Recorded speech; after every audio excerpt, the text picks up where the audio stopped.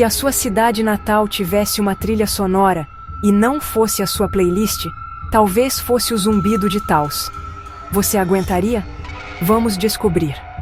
Na tranquila cidade de Taos, Novo México, os moradores relatam um zumbido ininterrupto, como um motor funcionando em algum lugar fora da vista.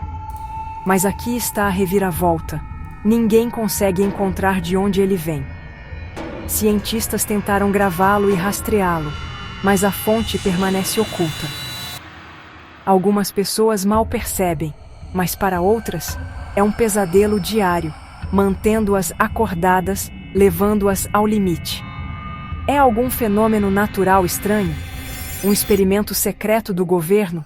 Ou apenas um truque da mente? Ninguém realmente sabe. Então, aqui está a grande questão. Se você se mudasse para Taos e o zumbido começasse a te seguir para todo lado, você aguentaria o mistério? Ou isso te deixaria louco? Me conta nos comentários.